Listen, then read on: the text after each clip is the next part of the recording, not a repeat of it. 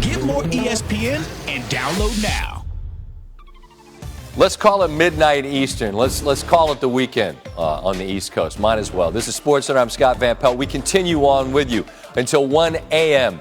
Eastern Time. Stephen A. Smith standing by. We'll get his thoughts. We'll hear from Steve Kerr as his defending back-to-back champions are now in a 3-1 hole. I mean, they've lived it. On the wrong end of that, they're going to have to pull out a rabbit out of the hat or else bucket, beg your pardon. Warriors fans leaving this building for what might be the last time. And we, the North, out west, 48 minutes at home in Toronto on Monday to try to win a title. But they take over the building and cheer on the road team, who's now one more win away. And Kevin Durant, the thin man, still not in uniform. Man, they need him. Steve Kerr on that pivotal third quarter. I thought they just took it to us right from the beginning of the quarter. Kawhi hit 2 threes immediately, and they turned up their defense, and they just got on a run. And we just sort of lost that defensive tenacity that we had in the first half. Right, standing. Coach Dan Devine from The Ringer. Uncomfortable position to be in, but not one you haven't seen before, down 3-1. What can you take from your past experience being on the brink as you try to get the guys ready for Game 5? You just try to win one game. That's what we did a few years ago against OKC.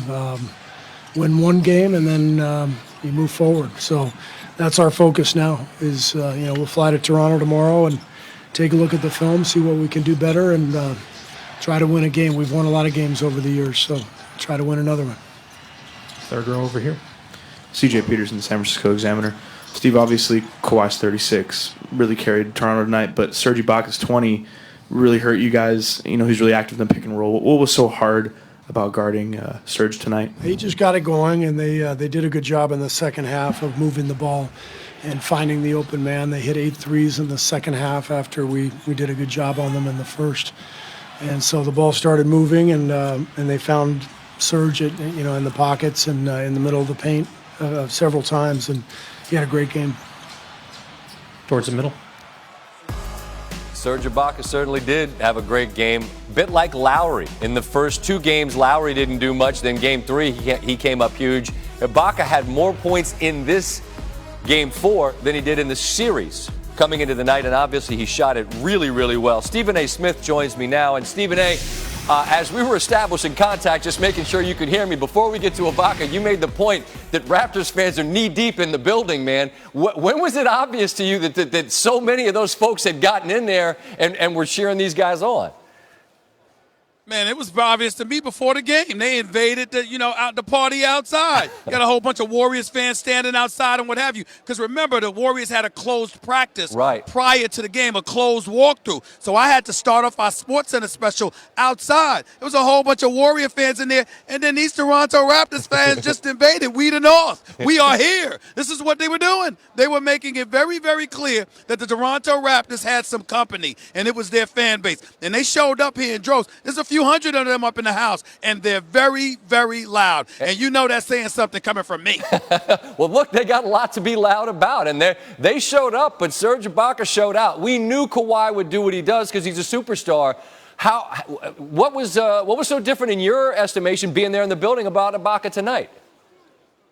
Well, I just think that Ibaka, first of all, he got his confidence from Game 3 when he had 6 blocks. Then he comes out tonight, and then he's in the lane. He's getting shots at the basket because the defensive intensity. There were some lapses, particularly in the second half from the Golden State Warriors, and obviously he was able to take advantage. Plus, he's a big boy. He's got a nice mid-range game to him, a little hook shot here, there as well. And he's a formidable foe because of his athleticism, his length, his size, which is something the Warriors are devoid of. It didn't help that DeMarcus Cousins started off the game very, very clearly and willing to give you absolutely nothing because he was turning over the ball early and often. It just appeared too slow and not athletic enough. You have to put Looney in there. Everybody know he got a shot before the game, that he was in a lot of pain with the collarbone. So he was a bit compromised. So if you're the Toronto Raptors, you're going to look to attack them in the interior any chance you get. But then even then, they were missing some shots until Kawhi Leonard got going, came straight out in the second half, hit 2 3-pointers, put the Golden State Warriors on their heels, and kept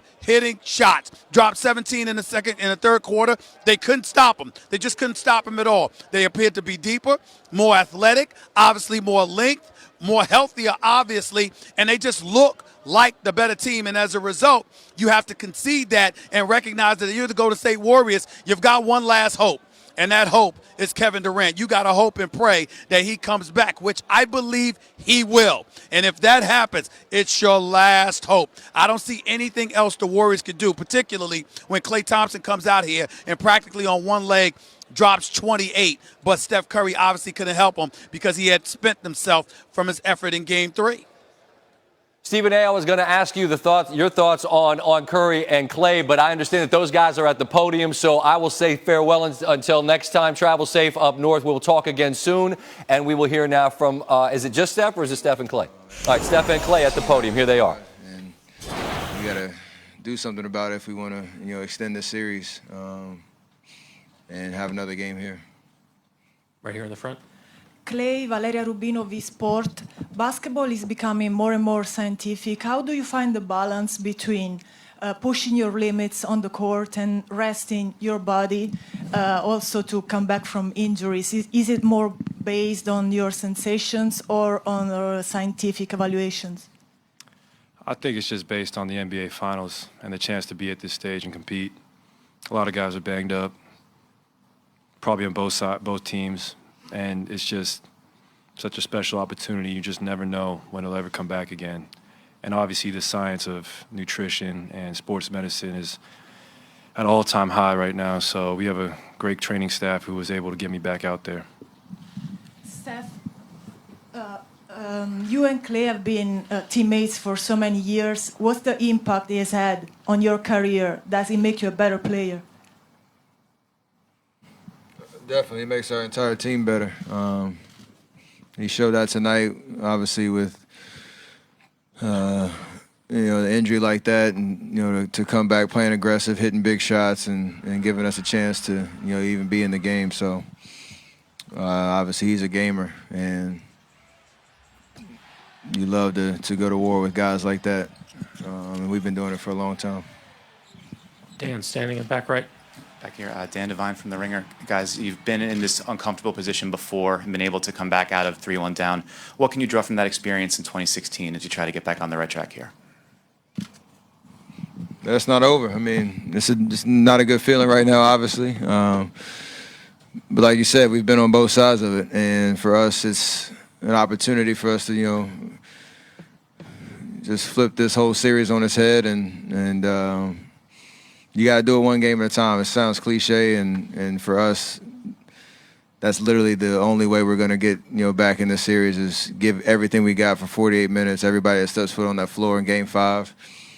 In our locker room, we were talking about believing.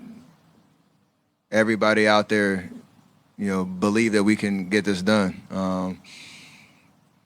And we got, like I said, we can draw on those experiences that we had, back in the day, and see what happens. Ron in the back. Steph, Ron Karchik from the San Francisco Chronicle. You guys talk a lot about rhythm in your offense and your shooting. It seemed like you never really found your rhythm much tonight, especially in contrast to 2 nights ago. Why do you think that was, and did the Raptors try anything different on you in the wake of your big game the other night? I mean, not really. They've been aggressive all series and trying to take, space away from me and Clay. I missed some shots early that I usually make, especially, from the three-point line. But overall, I feel like I got, good looks. And obviously, I'm sure they were a little bit more, focused on us too, consider how Game 3 went and having a great game plan. So I still look at the film, figure out how I can make the right decisions with the ball in my hands and be aggressive and assertive and make those adjustments for Game 5. Towards the center. Hey, Clay. So how much do you think your hamstring has affected your game tonight, even though you got a great game with 28 points? But did you still feel the pain and play through it? Because we saw you kind of limped when you get off the court. It didn't affect me.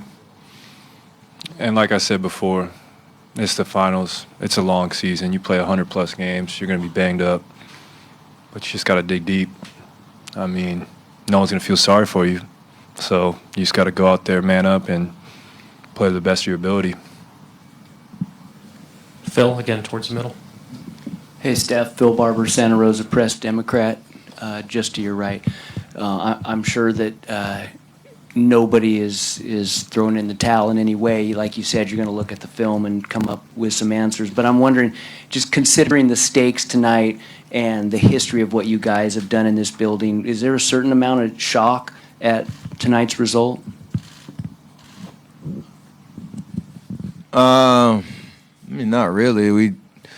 We try to win every game we play. I mean, you don't succeed the way we have over the course of these years without that mentality. So, as second half unfolds and things aren't going our way, we're still, like we said, fighting and trying to, get over the hump. But, until the final buzzer sounds and somebody gets the 4 wins, we still, have life and have an opportunity to win. So, like Clay said, nobody's going to feel sorry for us at all. It's just a matter of, can we get it done or not? And we're going to leave it all out there, starting on Monday. Dan, last question here on the. They have life, but you see how faint their hopes are. That little number on the left is the number of times a team in the NBA Finals has won an NBA Finals when they're down 3-1. That big, gigantic stack on the right is teams that were up 3-1 and who won. But as history tells us, and it's recent history at that, the team that got that one was the 2016 Cleveland Cavaliers, who got it at the expense of these Golden State